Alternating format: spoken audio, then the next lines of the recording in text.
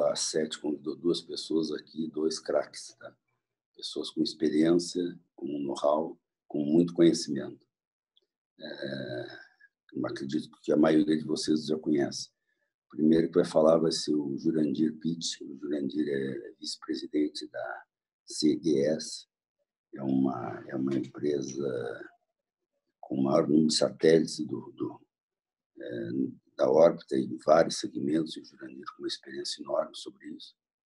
E depois o Guilherme Saraiva, que é da Embratel, ele é diretor da Embratel, e a Embratel é a empresa do Grupo Claro, e vai falar também, né, também em cima do mesmo tema. Tenho certeza que vai ser um painel extremamente produtivo, e acho que depois, no fim, ainda temos umas perguntas, né? E essas perguntas, com certeza, eles vão elucidar bastante você sobre isso. Então, eu acho que, não demorando mais nada, Jurandir, por favor. Jurandir é o primeiro a falar. Olá, boa tarde a todos. Sejam todos bem-vindos a esse novo formato da SET. A primeira vez, para mim, é algo inusitado, né, no sentido que nos últimos 20 anos, assim, em abril, a gente tem participado desse painel lá em Las Vegas. E isso vai ser o primeiro ano nos últimos 20 que a comunidade não está se reunindo lá. Mas vamos ver, eu acho que esse formato é interessante porque a gente teve uma audiência bastante grande de inscritos aí, e acho que é um formato que as pessoas vão poder participar de uma forma bem interessante. Eu vou compartilhar a minha tela aqui, então.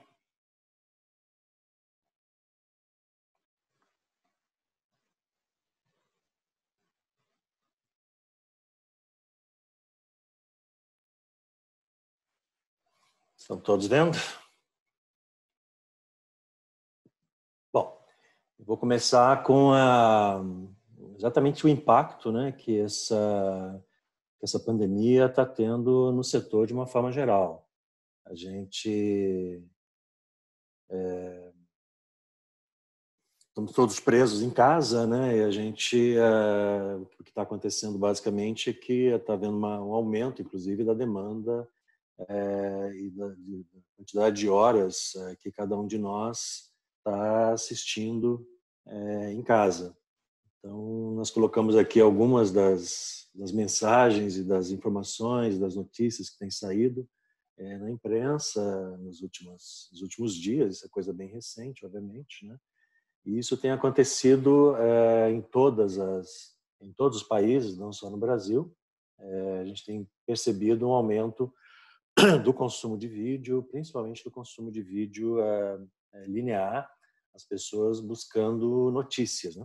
Então, a gente vê aqui, essa foi uma pesquisa feita recentemente pela Webnex, que mostra que o aumento de audiência em vários tipos de mídia, e o primeiro aqui que mais aumentou, isso, né, como a gente pode estar vendo aqui, aumentou em todos os países, aumentou em diversas gerações, inclusive, né? A geração X, que aumentou quase 45% o consumo de TV broadcasting linear. E o interessante também é o terceiro colocado aqui, que é online TV, que no fundo é a TV linear também, né? A mesma TV, só que está sendo assistida aqui não pelo ar ou pelo satélite, mas pela internet. Mas no fundo é o mesmo conteúdo, só uma outra forma tecnológica das pessoas receberem. Se a gente juntar essas duas coisas, a gente vê que tem um crescimento bastante importante nos canais lineares, né? E a gente vê também aqui a notícia que saiu recentemente na Tela Viva, que a Globo News liderou em março a audiência nos canais da TV paga, né? Não só de notícias, mas de uma forma geral. As pessoas, obviamente, buscam na televisão se informar do que está acontecendo, e elas têm mais tempo também para assistir isso quando estão em casa. Eu vou entrar aqui agora um pouquinho também. Bom, só um comentário adicional, que as pessoas buscam a TV linear justamente porque ela tem uma credibilidade maior, né? Porque as pessoas também, claro, estão escutando essas notícias pela internet, mas na TV linear você tem muito menos risco de ficar exposto a fake news e outras informações. Então, os canais de notícias lineares é o que tem liderado aqui o aumento de consumo. E um caso interessante também foi da CNN Brasil, né, que foi lançado exatamente no dia 15 de março. Em pouco tempo, em menos de 2, 3 semanas, já atingiu o segundo lugar de liderança na TV paga e atrás só da Globo News em termos de canal de notícia, mas já chegou na vice-liderança, inclusive com canais infantis e canais de entretenimento na TV paga brasileira, que é algo bem extraordinário. Isso mostra a resiliência que o satélite tem e da forma como ele continua imbatível em termos de atendimento, em termos de custo para atender grandes audiências. Esse gráfico aqui ele mostra basicamente o número de assinantes ou o número de usuários aqui na horizontal e na vertical o custo. Então, a gente fez um exemplo aqui só para ilustrar. Um canal de 5 megabits no satélite, ele custaria por ano aproximadamente uns $200 mil. Então, quando você tem pouca audiência, quando você tem poucos usuários, obviamente esse é um valor razoavelmente alto por usuário, né? Diferentemente das tecnologias online, né, do OTT, para que você faça uma distribuição em canal OTT pela internet, um canal linear, a gente pegou 2 cenários aqui para ilustrar. Então, se você consumir esse canal 4 horas por dia, o satélite, né, com custo de CDN, o satélite começa a ficar mais barato quando você chega em 11 mil usuários simultâneos, o que é um valor relativamente pequeno de usuários para o tipo de cliente que normalmente a gente coloca no satélite. Né? Se o consumo for menor, em torno de 1 hora por dia, que é bastante pouco para um canal linear, né? Esse crossover aqui, ele chega em torno de 50 mil usuários, o que, de novo, né, é um valor pequeno. Normalmente, nós estamos falando em audiências na área de notícias, na área de esporte, de milhões de usuários, e não de algumas dezenas de milhares, como a gente está colocando aqui. Então, para grandes audiências, realmente, não tem nada mais barato do que o satélite por usuário. Aquele gráfico anterior, ele mostrava basicamente o custo de você chegar no assinante final. Esse gráfico aqui mostra algo parecido, mas para você distribuir o teu sinal para os cabos.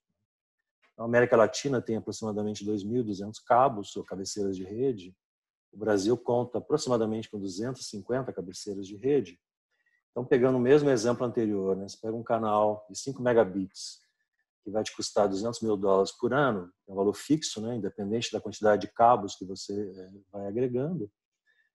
Se você fizer isso através de contribuição IP, com esses protocolos novos, né, que surgiram recentemente, aí, como o ZIXI ou SRT, que tem um custo de licença e tem um custo inicial. De novo, quando você está com poucas cabeceiras que você precisa chegar, essa tecnologia começa a ser interessante, desde, claro, que você tenha acesso à internet de boa qualidade na cabeceira de rede. Mas à medida que você vai crescendo, aí em torno de 40 cabeceiras mais ou menos, com os custos atuais, o satélite já começa a ficar bem mais barato. E você chegar em todas as cabeceiras do Brasil, que não são tantas, né? São 250, novamente, sem considerar todas as dificuldades que você possa ter de ter uma internet de boa qualidade naquele ponto, mas o custo de você fazer isso ele vai crescendo linearmente e fica bem mais caro do que colocar um sinal no satélite. Então, muita gente que começa, né, e a gente mesmo é provedor de serviços também nessa área de IP, de contribuição por IP, mas enquanto os clientes estão ali em 20 cabeceiras, ainda vale a pena, mas à medida que você vai crescendo, realmente o pessoal acaba trocando ou voltando para o satélite, que é a forma mais barata de fazê-lo.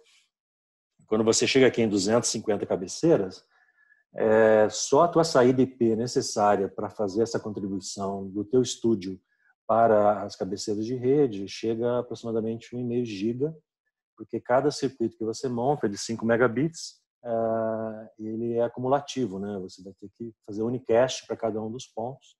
e os teus custos vão crescendo significativamente. Então, isso outra vez demonstra a viabilidade e a importância do satélite, mesmo com as novas tecnologias que estão entrando.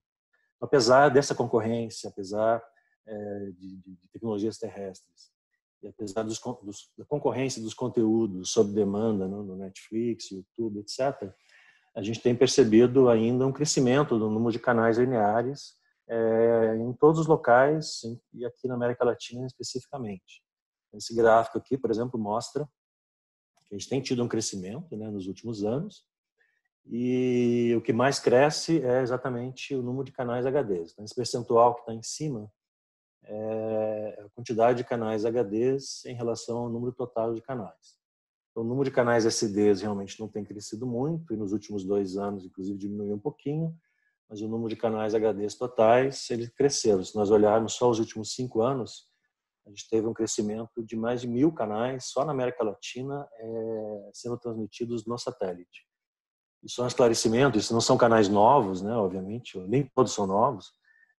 Isso aí, muitos canais são repetidos em várias plataformas. Então, pegando o exemplo da CNN Brasil, obviamente ela tem uma contribuição principal que está no satélite, mas aí ela é copiada na plataforma da Sky, na plataforma da Oi, na plataforma da Claro, na plataforma da MultiTV. Então, cada isso vai contando, e a capacidade para nós que somos provedores de satélite, é importante ter esse número, porque cada contribuição dessa, ela conta para a banda. Então, isso significa que a banda total consumida pelos canais, né, tanto em número de canais tem aumentado, como em HD tem aumentado mais, isso significa que a banda satelital ela continua crescendo em termos de demanda aí nos últimos anos. Tá?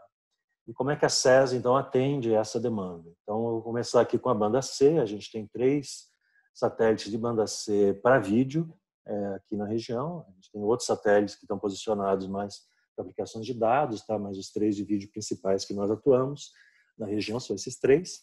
A gente tem o SS-14, que é um satélite para a comunidade de cabo e para a comunidade de DTH.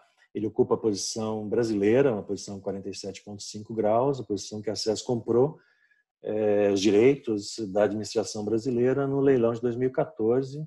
Esse satélite foi lançado em 2018 e está em operação aí, já com uma quantidade razoavelmente grande de canais na região. O SS6, que ocupa 40,5, é a nossa posição mais antiga, mais tradicional para cabo na região, né? Com os canais premiums aí, como a Fox, Disney, ESPN e outros que são distribuídos nessa plataforma. E o SS4, que nos últimos anos se transformou num satélite importante para as emissoras regionais aqui no Brasil. Ele não tem uma penetração tão grande nos cabos, mas para aplicações regionais, distribuição para torres, televisão digital terrestre, ele é importante, e a gente tem uma capacidade bastante grande, vários clientes nessa plataforma também. Além da capacidade de satélite, a SES também nos últimos anos passou a ofertar outros tipos de serviço um pouco mais verticalizados, então para permitir que clientes que não queiram fazer investimentos em uplinks próprios, eles podem utilizar de uma infraestrutura terrestre e de teleporte da SES bastante grande no mundo inteiro. Aqui no Brasil, o nosso teleporto principal fica em Hortolândia, perto de Campinas, onde a gente está bem conectado por fibra e pode subir sinais dali, ou esse teleporto está conectado por fibra através de outros teleportes. Então, eu posso pegar um sinal aqui no Brasil e subi-lo em teleportes ou colocá-los em fibra nos vários media centers e teleportes que a gente tem aí ao redor do mundo. Além da parte de banda C, a gente percebeu também que havia uma necessidade de você ter plataformas em banda KU. Então, nós desenvolvemos no nosso satélite, na posição 67 graus, que é uma posição bem interessante aqui para o Brasil, né, porque ela fica bem, mais ou menos, no meio do arco principal de DTHs aqui do Brasil, né, que vai de 61 a 70. A gente lançou esse satélite há 3 anos atrás. Ele é só em banda KU Ele tem uma cobertura sobre o Brasil bastante grande, com uma potência mínima de 49 dBW em todo o Brasil. E a gente criou ali em Hortolândia uma plataforma que não é um DTH, tá? Ele é basicamente um MUX, free to air, em que os clientes podem chegar através de fibra, através de contribuição IP ou através do próprio satélite Banda C. A gente faz o turnaround e sobe nessa plataforma. E usuários utilizando qualquer tipo de receptor doméstico, que são bastante comuns aqui no Brasil, podem receber os canais abertos que estão nessa plataforma. Tá? A gente já tem vários canais nessa plataforma, a TV Cultura, a gente tem o canal Futura, a gente tem a Life TV, temos vários outros canais já utilizando isso. Alguns, de novo, a gente pega do próprio satélite de banda C e faz o turnaround, e outros chegam através de contribuição terrestre, ou a gente põe um playout diretamente dentro do teleporto e sobe com o sinal. Tá? Então, esse é algo existente, é uma plataforma full transponder, tá? O Brasil inteiro, máximo diâmetro de antena necessário para receber esse sinal, que tem alta disponibilidade de 75 centímetros, mas todo o Nordeste, Sudeste e Sul do país, você pode utilizar uma antena de 60 centímetros. Como eu falei, você pode simplesmente colocar uma anteninha de 60 centímetros, um set-top box qualquer, DVB-S2, tá? Não tem criptografia, nada, e passa a receber esses canais. Quem já tem uma antena parabólica em banda C, já tem um set-top box DVB-S2 disponível, tá? Ele pode simplesmente acrescentar uma antena nova e, utilizando uma antena uma chavinha de SEC, lá em cima no telhado mesmo, ele descendo no mesmo cabo que ele já tem, utilizando o mesmo set-top box que ele já tem, ele pode receber tanto os sinais abertos que estão na satélite de banda C, como os sinais abertos que estão na plataforma de banda KU. Então, é uma forma de você expandir a capacidade total, né, e a quantidade de canais que você consegue receber através do teu set-top box, que você já fez o investimento.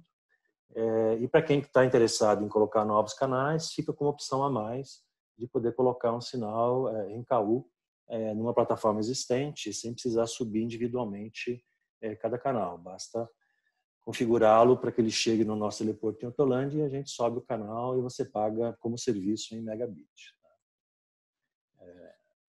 Então, uma configuração bem simples e bem interessante para aproveitar os milhões de set-top box já instalados aí no Brasil, né, utilizando qualquer receptor doméstico existente aí.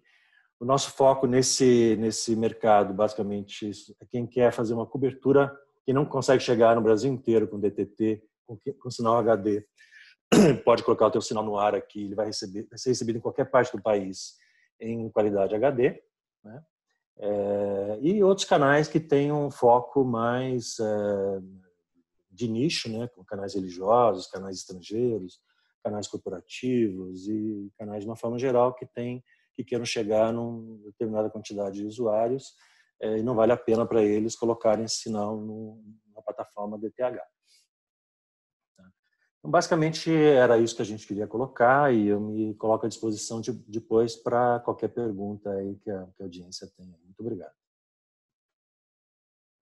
Obrigado, Jurandir. Em primeiro lugar, parabéns aí pelas tuas colocações. Eu acho que antes da gente começar hoje o evento, a gente estava conversando e a gente dizendo que nos últimos 3 anos, né, o quanto as tecnologias vêm mudando e quanto a forma da gente operar e trabalhar, inclusive, está mudando. Esse aqui é um exemplo do quanto a gente vai necessitar muito mais de satélites, capacidade de banda, seja ela de satélite ou de outro meio, mas também de satélite, para a gente poder evoluir junto com essa nova tecnologia. Eu tenho aqui umas perguntas, Jurandir. Uma delas são uma pergunta para ti, assim, ó. Uma tendência do mercado das operadoras de satélite é ampliar a oferta de serviços, não só a capacidade espacial. Qual a estratégia da CES nesse sentido, tá? de maior capacidade? Sim, então, tradicionalmente, nos últimos anos, a SES e outras operadoras, né, têm basicamente provido capacidade em megahertz e o próprio cliente, ele ou utiliza um teleporto de terceiro, ou ele desenvolve seu próprio teleporto para subir no satélite. A gente tem percebido nos últimos anos uma mudança nessa tendência, até por facilidade hoje também de acesso a teleportos, de trazer os sinais ou colocar playouts nos teleportos e subir utilizando uma infraestrutura comum, né? Isso tem uma vantagem de reduzir o investimento necessário e também permitir a utilização de um teleporto comercial de alta disponibilidade, né? Equipamentos redundantes, teleportes redundantes em alguns casos. A gente tem percebido essa tendência e nós passamos a fazer esse tipo de oferta também aqui na região, algo que a gente já fazia na Europa. Além dos serviços de satélite, né, que é obviamente o foco da nossa apresentação, do nosso painel, a gente também complementa com outros serviços, tá? Então, nós também temos serviços de contribuição IP, até de OTTs, de playouts, uma série de outros serviços que complementam o serviço que os nossos clientes necessitam para mover vídeo de um ponto para outro, para que eles possam atingir os seus clientes finais. Então, a gente tem realmente uma intenção e uma missão aí, hoje em dia, bastante mais ampla do que fornecer só e puramente o megahertz, mas oferecer outros serviços que os clientes estejam demandando. Tem mais uma pergunta aqui. Qual o impacto do 5G no mercado satelital de uma forma geral? Duas formas de responder isso. Obviamente... É óbvio, desculpa, Jurandir, é óbvio que eles devem estar pensando em termos de vídeo, né? Sim, sim. Então, os estudos mostram que 80% do tráfego das redes 5G no futuro vão ser vídeo, né? Ou seja, as pessoas vão receber o vídeo através do acesso 5G domesticamente em casa, né? Tanto vídeo linear como vídeo sob demanda, vai ser uma forma importante de acesso no futuro. Mas essas redes que suportam, obviamente, o 5G, elas precisam ser alimentadas, né? Ou seja, a radiobase que vai estar te fornecendo o vídeo, ele vai estar situado próximo à tua casa, até porque utiliza frequências meio altas. Então, o vídeo precisa chegar lá, o sinal do 5G precisa chegar lá, ou por fibra, ou por rádio, e o satélite vai ser uma forma importante de levar, nós chamamos de backhaul, né, de fazer a contribuição até essas torres que vão ser milhares, né, e talvez centenas de milhares, porque as células do 5G vão ser microcélulas e você vai precisar de muitas delas. Então, o satélite vai ser parte da infraestrutura de suporte para esse tipo de serviço. Isso é um impacto positivo. Existe, obviamente, um impacto negativo também, uma vez que o pessoal de 5G está cada vez mais demandando espectro, né? Uma parte do espectro é a nossa querida banda C, que está sendo impactada diferentemente em algumas partes do mundo, né? Nos Estados Unidos mais, aqui na região um pouco menos. Então nós vamos perder uma parte dessa banda, da banda C, principalmente a parte inicial da banda, para poder suportar aí os serviços de 5G. Então, o setor satelital e os nossos clientes nós vamos ter que fazer um trabalho em conjunto, junto com os reguladores também, no sentido de preservar a continuidade desse serviço. Em alguns casos, vai ser necessário mover portadoras da banda baixa ou super baixa, aí, né, que é a banda estendida, para bandas mais altas, para que todos possam ser acomodados ali. E, em alguns casos, fazer manobras um pouco diferentes, como uma compressão maior. Mas isso é um trabalho que vai levar um certo tempo, né? Vai ser trabalhado junto com o regulador. Tem uma consulta pública agora acontecendo na Anatel sobre isso. E vamos ver como é que a regulação aqui no Brasil vai se comportar. Então, eu diria que isso é um impacto também indireto da expansão do 5G nas faixas de frequência que são muito utilizadas hoje para a distribuição de televisão por satélite no Brasil. Acho que é excelente, o Jurandir. Se a gente tiver mais tempo no fim, terão outras perguntas. Já tem várias aqui, mas eu acho que agora a melhor parte seria ouvir a apresentação do Guilherme, né? Muito obrigado, Jurandir, até agora. Guilherme Saraiva é da Embratel, já tinha dito, diretor de operações da Embratel, a parte satélite. A Embratel é uma empresa do grupo Claro. E agora o Guilherme vai fazer uma exposição também, e depois também terão perguntas para ele. Por favor, Guilherme. Bom, obrigado, Fernando. Parabéns aí, Jurandir, pela apresentação. Obrigado pela presença de vocês. Vou carregar aqui a apresentação. Bom, pessoal, vou falar hoje sobre o lançamento do Star One D2. O D2 é o nosso novo satélite. O lançamento, a data prevista é agosto. O coronavírus está afetando muitas coisas. Vamos ver se a gente consegue sobrepujar isso e manter a data de lançamento.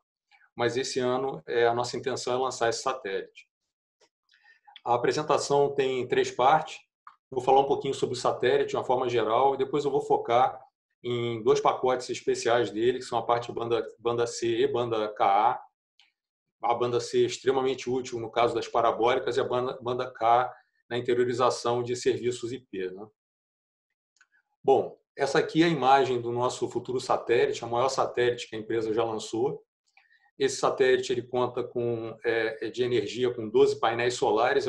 Por ser o maior, ele precisa de muita energia. Então, vocês podem ver aí que tem muito painel solar para ser aberto. Ele conta com inúmeras antenas também. Vem com muito mais potência que os satélites anteriores. Isso vai ser principalmente interessante no caso de distribuição de TV direto ao consumidor, para as parabólicas. E vem também equipado com um pacote de banda KA, que a gente não tinha nas gerações anteriores de satélite, que complementa aí com rede IP multisserviço. Falando um pouquinho das antenas, né? Dá para ver, ele tem várias antenas parabólicas, né? A banda C vai utilizar essa antena na parte inferior, algumas antenas de banda KU, uma para o Brasil, outras para a América Latina.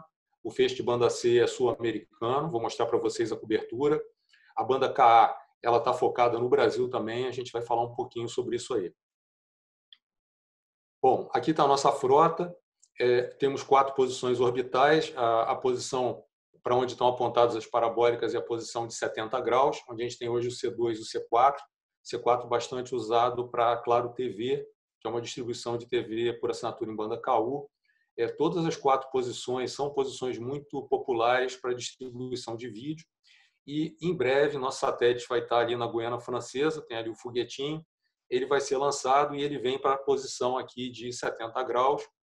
Ele ocupa a posição do C2, vai ter uma migração de tráfego do C2 para o D2, que é o novo satélite, e o C2 vai se deslocar para substituir o C1. Então, essa transição, a gente vai ficar com essa composição na órbita, 5 satélites e 4 posições orbitais bastante populares. Né? Se vocês olharem na tabelinha, a gente tem comunidades de antenas apontadas hoje para o satélite. A parte, por exemplo, o emprego para distribuição, para retransmissoras pelo país, são usados os 4 satélites por várias emissoras, vários canais segmentados, religiosos, canais de venda. A gente tem também os GEDENDs, né, as cabeceiras de cabo apontadas para essas 4 posições, um satélite bem popular também para canais de TV por assinatura. A Claro TV ela está na posição de 70 e a gente vai agora estar também em 70 com a banda KA. A nossa presença na banda KA começou através do D1 em 84. Então vamos ficar com 2 satélites em banda KA operando no Brasil. Uma coisa importante na hora de fazer a distribuição de sinais, quer seja para banda larga, quer seja para broadcast, é olhar a questão da elevação da antena. Né? O Brasil é um país grande e não necessariamente uma posição orbital vai cobrir bem o Brasil inteiro. Né? Então, nesse diagrama, a gente mostra que a posição do D2 é uma posição ótima para o Brasil.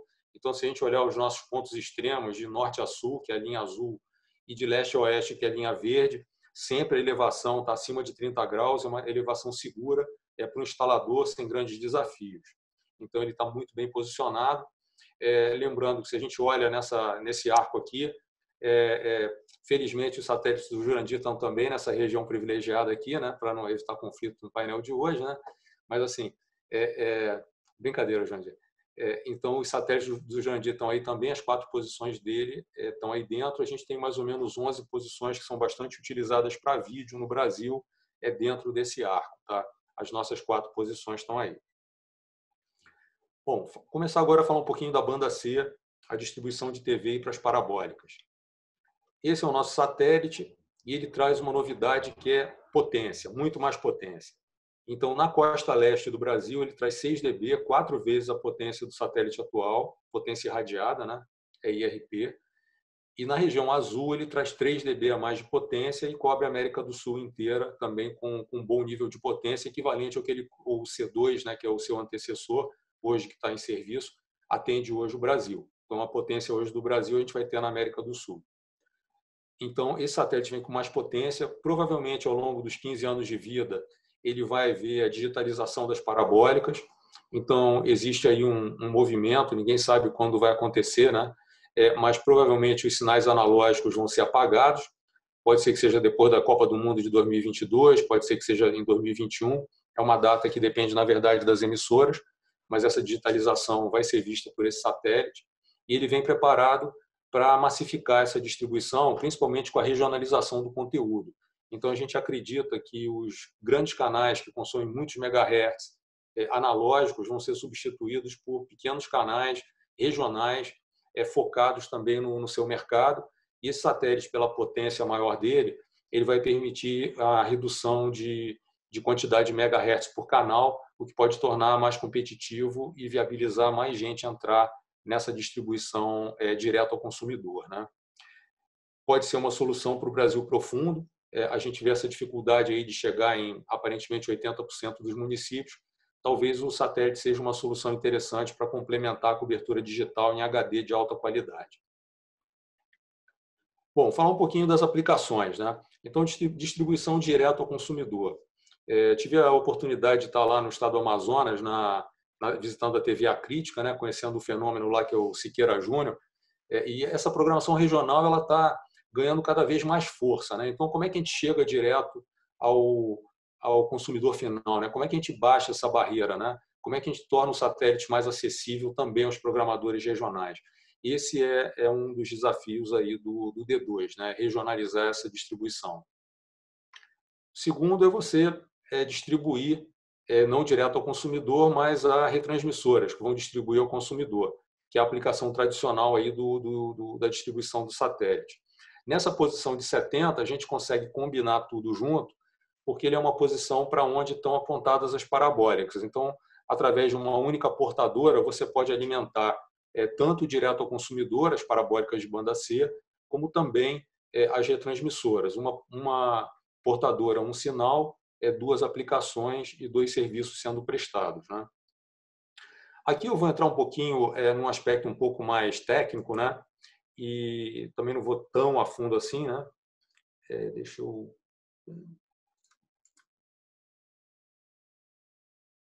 não consegui botar aqui o apontador, mas vamos lá. Então, esse aqui é uma topologia típica da distribuição de TV via satélite. Então, a gente tem um codificador que pode ser um ou podem ser 2, né? Um codificador para o sinal HD principal, full seg, e pode ter um segundo codificador para o one seg. A gente tem visto aí implementações novas com um codificador único que atende às 2 demandas. A parte toda de implementadores de funções vem para esse MUX. Isso é tradicional da TV digital, né, do ISDBT. E desse MUX você vai para o transmissor terrestre e por UHF para o consumidor, né? A mesma saída desse MUX tem a opção de ter o famoso BTS comprimido. Esse aqui é o famoso pacote de 204 bytes, aqui o pacote de 188 bytes, como ele é menor, chamado comprimido. Mas o mesmo equipamento pode transmitir via satélite, e isso vem direto para o transmissor remoto, né? Então, essa é a topologia, só para equalizar o conhecimento de todo mundo.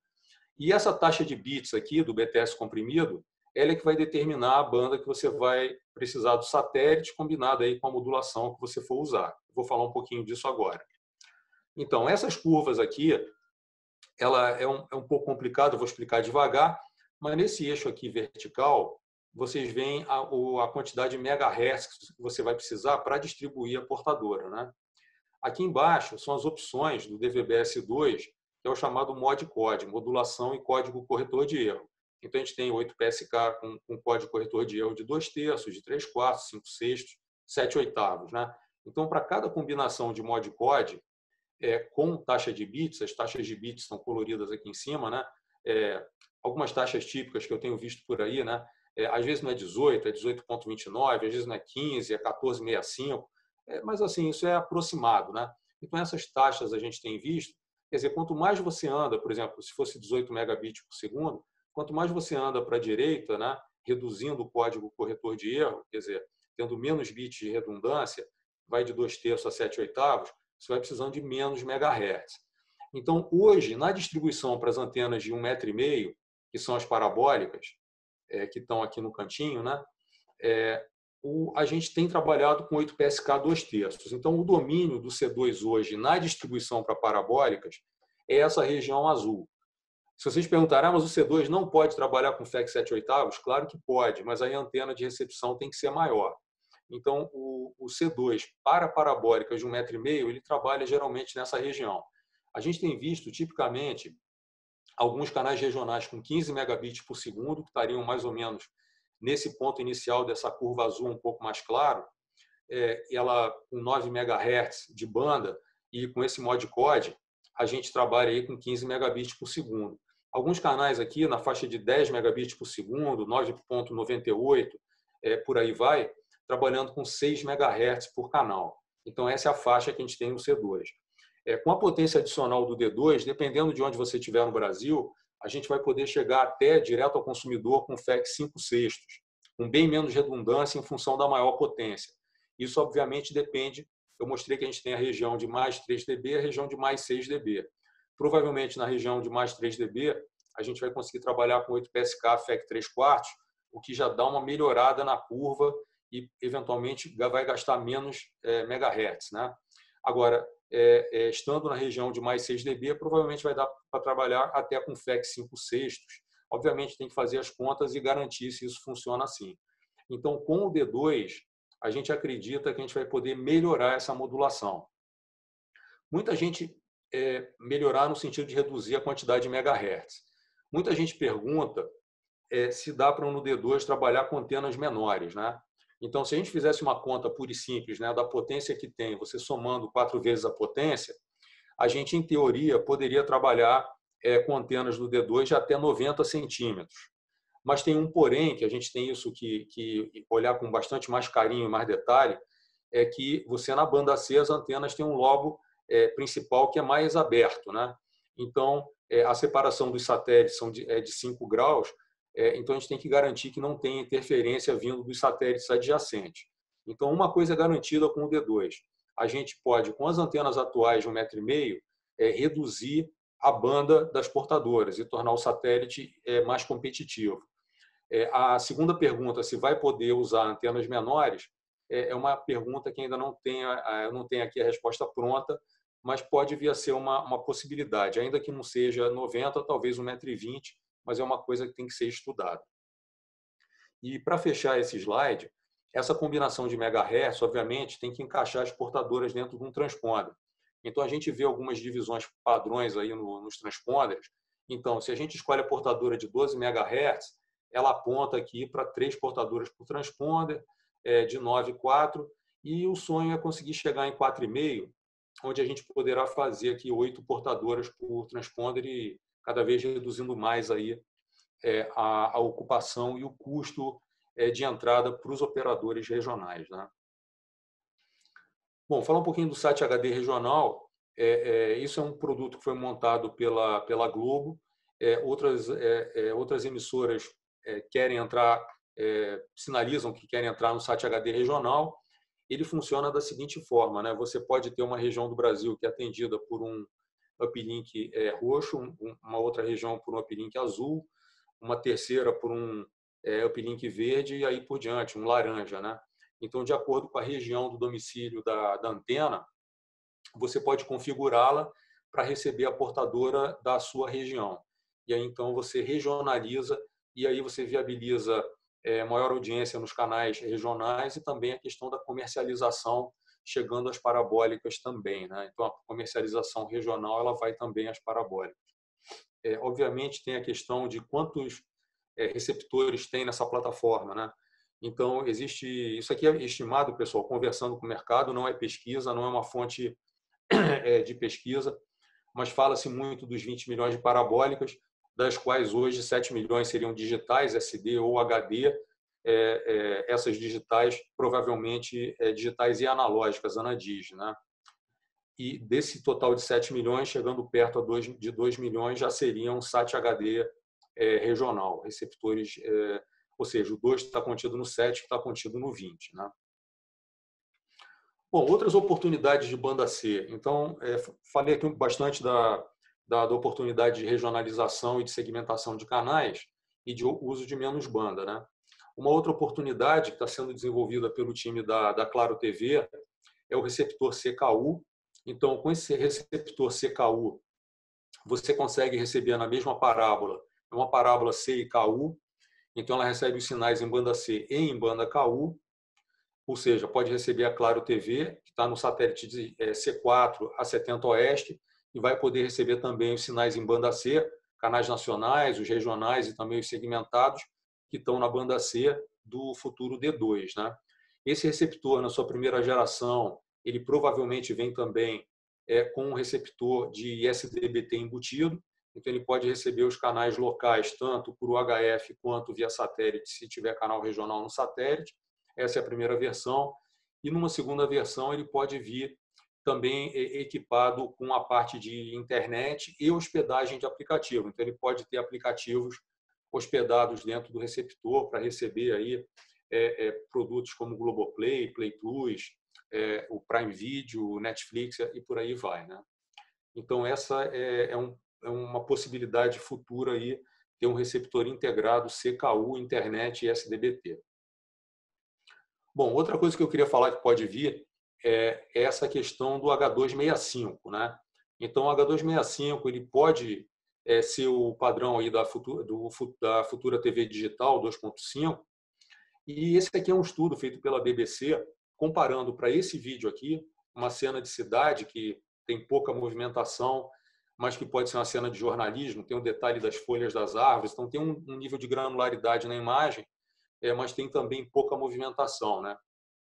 Para esse vídeo, tem esse resultado de teste, onde o H265, eles testaram com duas medições. Né? A opinião média das pessoas, que é o chamado MOS, que está no eixo da esquerda. Então, a pessoa dá uma nota de 0 a 10 aqui para a qualidade do vídeo. E também, do outro lado, a medida do equipamento de teste. Né? Então, o equipamento vai medir razão, sinal, ruído, qualidade, de uma forma mais automática. Né? Então, esse teste ele mostrou a medida feita através de instrumento é a medida pontilhada. A medida da opinião humana é a linha sólida. Né? Então, as pessoas elas são mais tolerantes do que o equipamento com a redução de bit. Então, a gente pode ver que tanto a curva do H265 para pessoas quanto para H264, ela é bem mais tolerante e a nota cai menos rápido do que a curva para equipamento. Né? Então, ela é mais tolerante. E, de acordo com essa opinião, a gente consegue ver que o H265, a banda dele, né, comparada com o H264, ela poderia, se fosse usado o critério do equipamento, ser reduzida em até a metade para esse vídeo em particular. Né? Cada caso é um caso. E ela poderia ser reduzida em até 60% pela opinião humana. Né? Então, isso indica que o H265 pode ser uma solução interessante para, eventualmente, redução de capacidade. Né? Obviamente, vai ter que ter receptores capazes de receber o H265. E no caso da futura TV digital, que talvez o padrão seja H265, talvez a gente consiga até colocar o dobro da quantidade de bits sem ter que mudar na largura em megahertz, dado essa economia de 50% aí, de bits. Né? Bom, outra coisa que tá vindo e ainda não está implementado nos receptores é a questão do DVB-S2X. O DVB-S2X ele trouxe vários benefícios. O primeiro aqui é a questão da filtragem do sinal. Então, a curva atual do DVB-S2, que é o que é usado, é a curva preta. Ela tem o chamado roll-off, que é a saia, né, de 20%, além da banda mínima do sinal. E o DVB-S2X viria com uma saia de 5%, ou seja, daria para reduzir 12,5% a banda atual alocada para os sinais DVB-S2, né? Então, aplicando uma filtragem pelo 2X, a gente teria 12,5% a menos de banda. Essa questão da redução de banda, combinado com a redução de megahertz, que foi de 50%, a gente pode acabar tendo aí alguma coisa entre 40% e 50% de redução no pacote completo, viabilizando, quer seja a futura TV digital, né? Quer seja reduzir essa transmissão e baixar a barreira, o custo, né, para novos canais no satélite. Outra coisa que traz também o DVB-S2X são mais opções de modulação. Então, os modcodes que eu comentei, que são a combinação de modulação, exemplo, 8PSK, FEC 2/3, modulação e código, né? O modcode, a linha azul é o DVB-S2, ele tem bem menos opções, e a curva vermelha é o DVB-S2X, ele traz o dobro de possibilidades de combinação e, eventualmente, alguma, principalmente indo aí para 16 APS-K. Já temos hoje distribuição de canais de assinatura em 16 APS-K, alguns testes aí em 32 APS-K, e essas modulações mais avançadas pode ser que cheguem também aos set-top boxes até residenciais aí no futuro, economizando mais banda. Então, isso é um olhar aí um pouco mais para o futuro. Bom, aqui eu fecho a parte sobre banda C, vou falar agora sobre a banda Ka.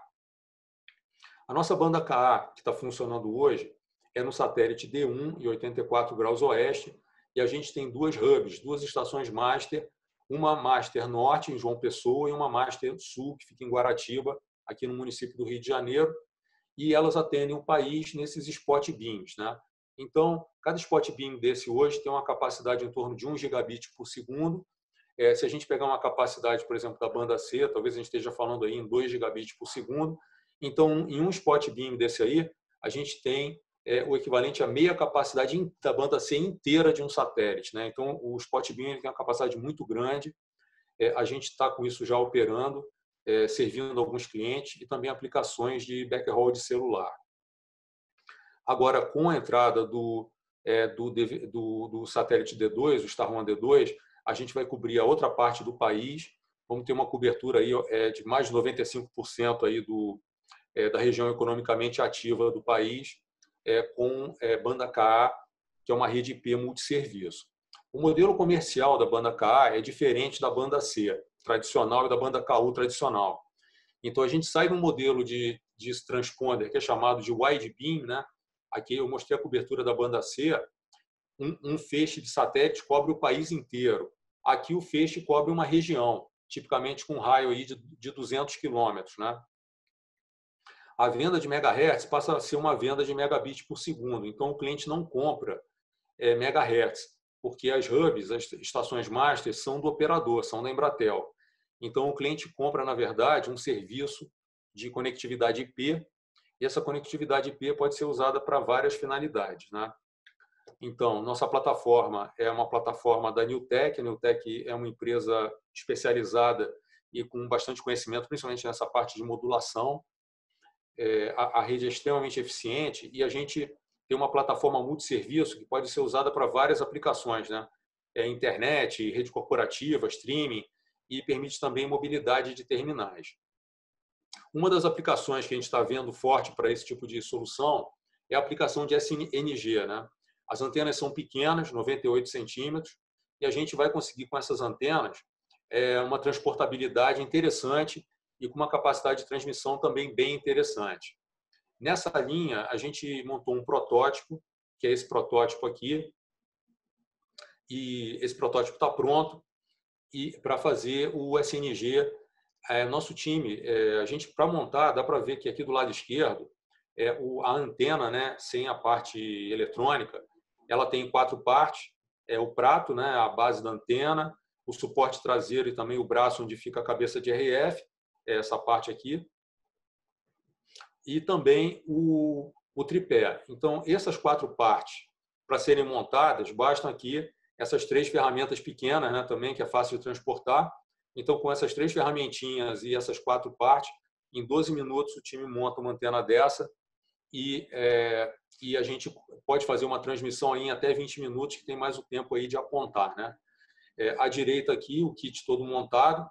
Essa cabeça de RF é de 3 watts, então é bastante baixa a potência, e a gente consegue subir um sinal de 4 megabits por segundo de SNG em H265. Fizemos 5 testes. Esses testes não foram feitos com antena transportável, foram feitos em laboratório. A gente tem algumas salas de teste, alguns laboratórios espalhados pelo Brasil. Com certeza, vocês que estão aí assistindo, tem um perto de vocês, que nas principais cidades a gente tem. Fizemos 2 testes em Curitiba, 2 testes aqui no Rio, um no nosso CRT e outro em Guaratiba, e outro em Campinas. Todos esses testes foram feitos com radiodifusores. Testamos 4 velocidades de transmissão, de 1,5 MB até 4 megabits por segundo, e variando o delay do encoder, né? Isso é possível de configurar no encoder, sempre trabalhando com H265. A codificação a 3 ou a 4 megabits por segundo, por todo mundo que participou do teste, foi considerado muito boa, independente do delay inserido. Comentaram comigo que em se usar rede celular, às vezes, dependendo da carga da rede, o delay tem que ser colocado em até 8 segundos. A gente conseguiu trabalhar muito bem com 3 segundos em todas as velocidades. Obviamente, a qualidade da imagem cai em 2,5 e 1,5 megabits por segundo, mas essa é uma alternativa excelente e complementar ao Multilink. Ela não está aí para substituir o Multilink, muito pelo contrário, ela é complementar. E numa situação de congestionamento da rede, ela tem 2 vantagens. Ela sai por um canal totalmente alternativo, fora da região de cobertura 4G, ela está disponível também. E uma outra coisa que é interessante, que a gente está alocando uma banda para esse serviço totalmente isolada do resto das aplicações. Então, a banda desse serviço ela vai estar dedicada para a aplicação de SNG, e para cada cliente ela vai flutuar entre 1,5 MB e 4 megabits por segundo de banda garantida. Então, essa é a característica de transmissão, né? Em termos de arquitetura, a antena Flyaway e o kit de transmissão vão ser levados pela equipe de campo. O sinal vai descer numa estação hub nossa, Guaratiba ou João Pessoa, e através da internet a gente vai alimentar a emissora com a notícia em tempo real, nessa faixa garantida entre 1,5 e 4 megabits por segundo. Bom, para fechar a apresentação, quando você contrata um serviço de satélite, independente se é megahertz ou se é megabits, tem um operador que vem junto, né? Então, a contratação é do operador e da capacidade. Não existe uma compra só da capacidade, né? Então, a gente tem muito orgulho também da nossa infraestrutura e do serviço que a gente presta de apoio aos radiodifusores. O serviço não se limita a fornecer megahertz. Muitas vezes a gente fica vendo o pessoal, mas o megahertz custa quanto? E megahertz são diferentes, megahertz com mais potência vale mais que megahertz com menos potência. Megahertz bem atendido vale mais do que megahertz que não é tão bem atendido.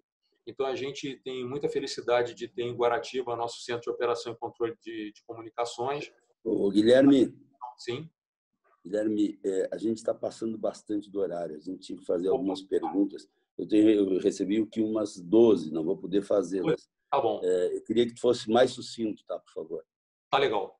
Então, só para fechar, a escolha do satélite, né, é uma combinação satélite-operador, e estamos à disposição aí para vocês.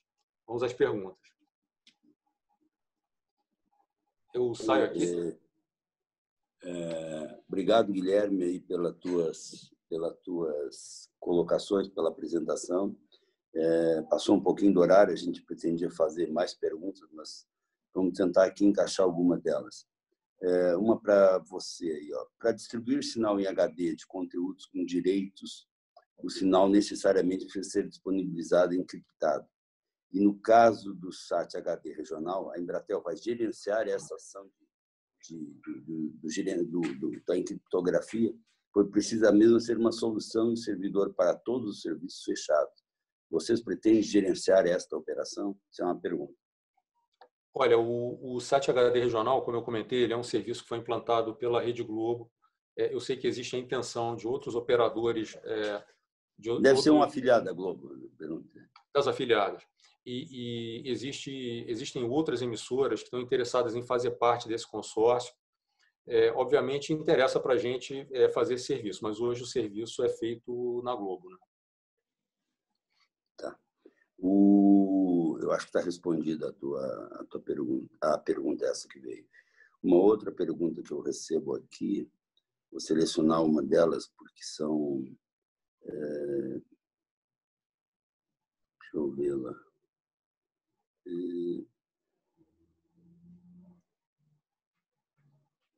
Chegaram mais ainda. Não vai dar para cumprir, mas... você falou na digitalização do Brasil Profundo. Não sei se todos sabem, o Brasil Profundo, que o Guilherme mencionou, é a parte do complemento das retransmissoras que precisam virar de analógicas para digitais nos próximos anos. Então, a pergunta é essa, Guilherme. Como o satélite poderá ajudar no esforço de digitalização do Brasil Profundo que você falou? Essa é a pergunta. Então, eu acredito que eu vejo o esforço, né, nos encontros aí da SET de conseguir digitalizar todo o país, né, de levar transmissores a todo o país. Então, eu acho que o satélite ele pode ajudar de duas formas. Primeiro, viabilizando uma transmissão de sinais regionais a um custo mais baixo, através de satélites de maior potência, como eu mostrei.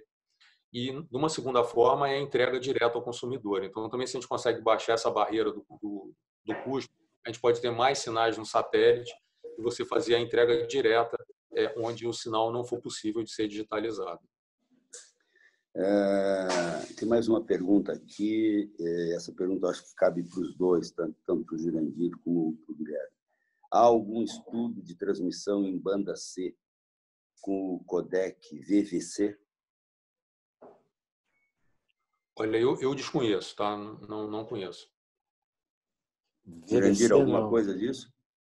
Não, também desconheço nesse momento. A gente tem trabalhado com o padrão H265, né? HEVC, não sei se é isso que ele quis dizer, mas o padrão HEVC sim. Mas existe um padrão novo que está surgindo aí, que seria, digamos, o novo. Na verdade, eu não sei o nome dele ainda, talvez seja esse que ele comentou, mas acho que ainda está muito a nível laboratorial, não tem nada de aplicação nos satélites ainda não. Eu vou encaminhar as últimas três perguntas. Eu tive que selecionar aqui algumas. Os novos satélites trazem alguma novidade ou benefício para as emissoras de rádio? Eu estou excluindo aqui quem é o gestor, de que emissora é, etc. Como a gente não falou nenhuma das outras perguntas, as pessoas se identificaram. Então, os novos satélites trazem alguma novidade ou benefício diferenciado para as emissoras de rádio?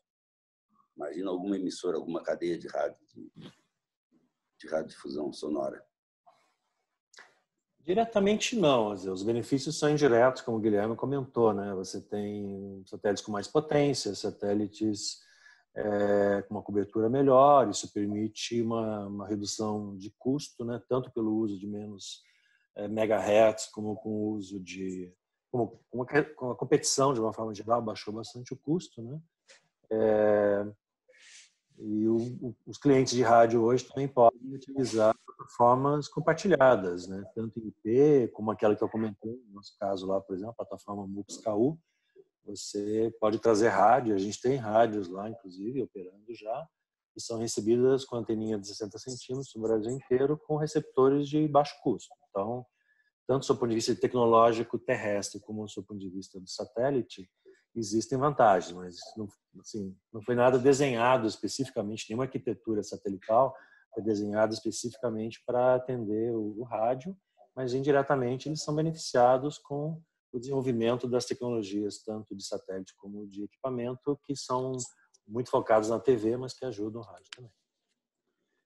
Eu tenho aqui uma que mais uma pergunta que eu acho que dá até para a gente responder, ou seja, pergunta para os painelistas. Agora que temos ou teremos um novo normal, eu imagino que esse novo normal está grifado, que seja a forma que a gente está fazendo, não era o caso de sempre ter a Feira da Sete nesse tipo de formato. Já que ele fez a pergunta, eu vou responder e vou dizer que, em primeiro lugar, o 7 Expo esse ano foi transferido exatamente por causa foi transferido de agosto para dezembro, né? Então, eu acho que é uma lembrança. Eu até recebi uma mensagem aqui do Fini dizendo que a gente vai ter também um 7 News com depoimentos de várias pessoas, tal. E acho que, como a gente teve exclusão, não aconteceu aí na B esse ano, como mencionou o Jurandir, depois de tantos anos, que é uma grande oportunidade. Evidentemente que a SET vai divulgar as datas, né, do evento, e será em dezembro. Imagino que seja no início de dezembro, não vai ser próximo no Natal, conhecendo o Olímpio, com certeza vai se preocupar com isso. E vamos fechar aqui com uma pergunta a mais. O ACES 10 a 67 graus ainda está operacional e com banda disponível? Isso é uma pergunta, Jurandir, para ti. Sim, sim, é um satélite novo, né? Foi lançado faz um pouco mais de 2 anos e tem bastante banda disponível sobre o Brasil, sim. Quantos por cento, mais ou menos, Jurandir, ainda? Ele pergunta aqui. Olha, ele tem ainda disponível aqui para o Brasil pelo menos 6 transponders, tá? Mas o satélite ele é muito flexível. Se a demanda for maior, eu posso trazer transponders de outra região, chaveando no satélite e ampliar a capacidade sobre o Brasil. Então, o total de capacidade desse satélite são 55 transponders. Me autorizaram aqui fazer mais 5 minutos, então vamos abusar. Guilherme, falando de velocidade em megabits, como você acha que o serviço de multilink via 5G deve se sair em relação à concorrência com o serviço de SNG que apresentasse aí, que tu mencionasse na tua apresentação? Então, o multilink hoje é muito portátil, muito fácil, e com 5G talvez chegue em velocidades muito maiores, né? Se você conseguir ter uma priorização de tráfego e alguma garantia de banda, talvez acabe com os SNGs tradicionais, que são aqueles carros super com altíssima garantia que trabalham em banda C. O que eu mostrei aqui é uma solução para a notícia, né? E hoje para news, né? Para news, portátil e complementar. Eu acho que ele queria mais, ele botou várias interrogações aqui, não sei se tem alguma coisa a mais para dizer. Não, assim, eu acho que a solução de satélite é bem complementar ao multilink, né? Ela chega onde você pode ter uma questão de aglomeração de pessoas que vai congestionar a rede, e ela chega onde a rede não existe, né? Então, dá uma mobilidade, uma capacidade de cobertura e tem a garantia do bitrate, da taxa de bit, né? Só um complemento, na realidade, muitas vezes você usa os dois juntos, né? Você usa o multilink, só que como você não tem a saída de boa qualidade com o chip do celular, você coloca no satélite e utiliza o satélite como conexão até a internet. Mas o multilink em si, né, a câmera, a digitalização e toda a metodologia que o multilink tem de proteção dos dados são basicamente o mesmo. Então, operacionalmente, fica muito fácil. Se você tem o acesso celular, você usa. Se você não tiver, você tem uma opção a mais de fazê-lo por satélite. Outro ponto que acho que é importante falar do satélite, eu esqueci de falar, essa solução da transportável, ela é bidirecional, né? O SNG tradicional de banda C ele é unidirecional. Como a gente está se conectando numa rede IP, então além de fazer o streaming de 1,5 a 4 megabits por segundo, você pode também ter acesso à internet para toda a equipe que está lá no campo, cabeada ou Wi-Fi. Ótimo. Eu recebi agora não uma pergunta, e sim um agradecimento, apenas para agradecer ao Jurandir, ao Guilherme, ao Fernando, por compartilhar essas informações com a comunidade do 730 Web. Nada mais importante que nos adaptarmos ao momento sem deixar de atualizar o nosso conhecimento e aos nossos companheiros. Muito obrigado. A mensagem é do Fini.